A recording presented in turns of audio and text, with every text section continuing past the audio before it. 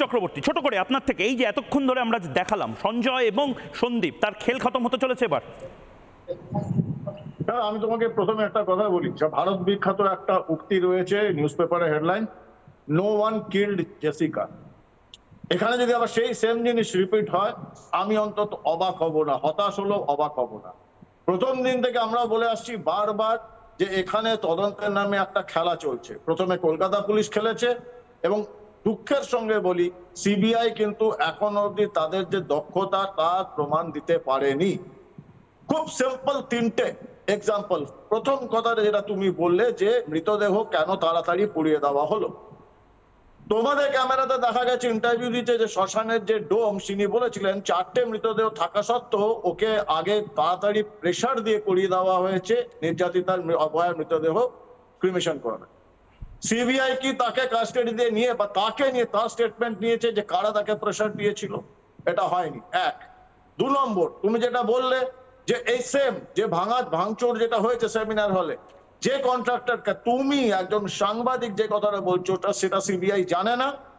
3 নম্বর, যে কথাটা বারবার বলছিল এই যে মব বিনীত গোয়েল 10,000 লোক, এখন অব্দি বোধহয় 30 জন বা 35 জন ধরা পড়েছে। বিনীত গোয়েলকে কি প্রশ্ন করা হয়েছে যে আপনার কাছে সংখ্যাটা কোথা থেকে এলো 10,000? আর 10,000 হলে মাত্র 30 জন ধরা পড়লো কি করে?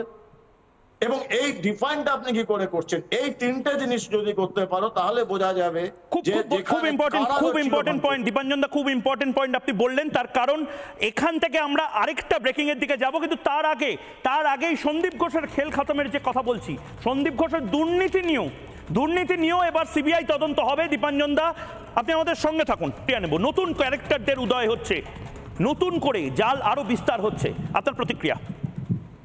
দেখুন, এই সমস্ত নতুন প্রতিক্রিয়া তো নয়। পশ্চিমবঙ্গে দাসবংশের শাসন চলছে বেশ কিছুদিন ধরে, তো সেটা তো বিভিন্ন জায়গায় এসছে, বিরোধী দলনেতাও বলেছেন, আমি তার মধ্যে যাচ্ছি না। আমি একটাই জিনিস জানতে চাইছি ময়ূক, 88 ঘন্টা তোমরা দেখালে যে সন্দীপ ঘোষকে তাকে ইন্টারোগেট করেছে, তো এখনো কেন অ্যারেস্ট হলো না? দুটো কারণ। এক, যে লোকটা এত সাংঘাতিক পাওয়ারফুল, যার রেজিগনেশনে 24 ঘন্টার মধ্যে তার আবার পোস্টিং হয় ওই কলকাতা শহরে ন্যাশনাল মেডিকেল, তারপরে পোস্টিং হয়ে যাচ্ছে অফিসার অন স্পেশাল ডিউটি। এত যে প্রভাবশালী, সেই প্রভাবশালীকে কিন্তু একটা বড় সুযোগ দেওয়া হচ্ছে এভিডেন্স উইটনেস ট্যাম্পার করার জন্য। ও ভুলে গেলে চলবে না, পার্থ চ্যাটার্জি, অনুব্রত, শেখ শাহজাহান সবাই যে এখনো কাস্টাডিতে রয়েছে কারণ তারা প্রভাবশালী, তারা এভিডেন্স উইটনেস ট্যাম্পার করতে পারে। এই জন্য ইডি সিবিআই কোর্টে গিয়ে সে কথাটা বলছে এবং ওরা এখন অব্দি কাস্টাডিতে রয়েছে, বেল পাচ্ছে না। সন্দীপ ঘোষকে ছেড়ে কেন রাখা হয়েছে? আর ও যদি এতই সহযোগিতা করে তাহলে পলিগ্রাফ টেস্টের দরকারটা কি? অ্যারেস্ট তখন করবে যখন সহযোগিতা করবে না, কিন্তু সহযোগিতা যদি করে থাকে তাহলে পলিগ্রাফ টেস্ট কেন করা হচ্ছে? তো এই প্রচুর স্ববিরোধিতা চলছে, কিন্তু এটা ঘটনা, আমি আবার বলছি, এটা বাংলার মানুষকে, যারা তোমার দর্শকরা দেখছে, এটা বাংলার মানুষ জানুক। কারণ এই সন্দীপ ঘোষরা কিন্তু দাবার বোরে। দীপাঞ্জন দা, আমি একটু থামাচ্ছি আপনাকে, কারণ এই জায়গা থেকে আমি আবার দর্শকের দৃষ্টি আকর্ষণ করছি ফরেন্সিকের দিকে। গোটা ফরেন্সিক প্রক্রিয়াটাই দীপাঞ্জন দার থেকে এই নিয়ে আমরা প্রতিক্রিয়া নেব, কিন্তু এই মুহূর্তে এই খবর আমরা দুপুর 2টোয় ব্রেক করেছি, আবার ব্রেক করছি। সিবিআই এর নজরে এবার অভয়ার ময়না তদন্ত প্রক্রিয়া।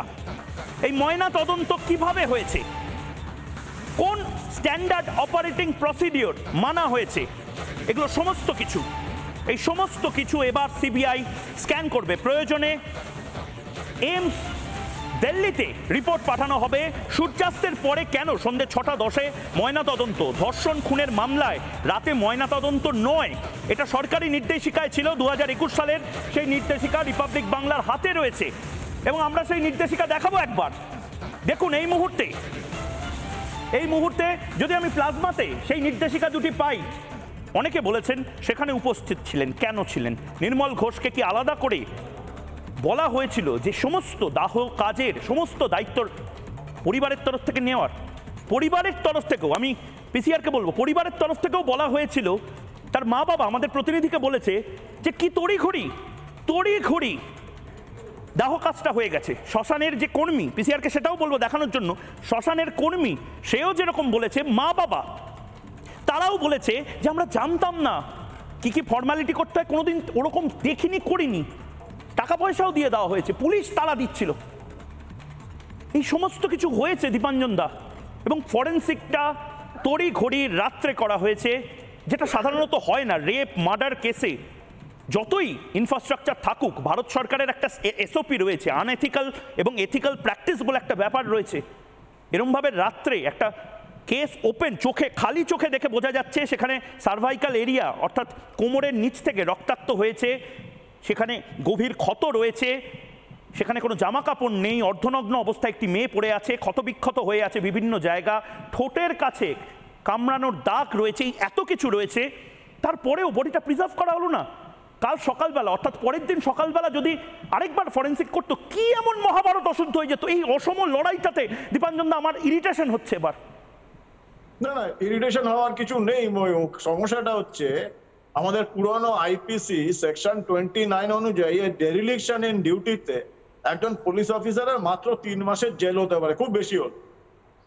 এবং আমি বলছি তোমাকে, এই নির্ভয়া নিয়ে তখন বলছিলাম, জেসিকা লাল নিয়ে বলছিলাম, আমাদের মানুষের জীবন তৈরি করে কিন্তু মানুষ, জনগণ। এই শুধু court, high court, supreme court, CBI এর ভরসা থাকলে অভয়া বিচার পাবে না। মানুষকে রাস্তায় নামতে হবে, আন্দোলন প্রতিবাদ আরো তীব্র করতে হবে।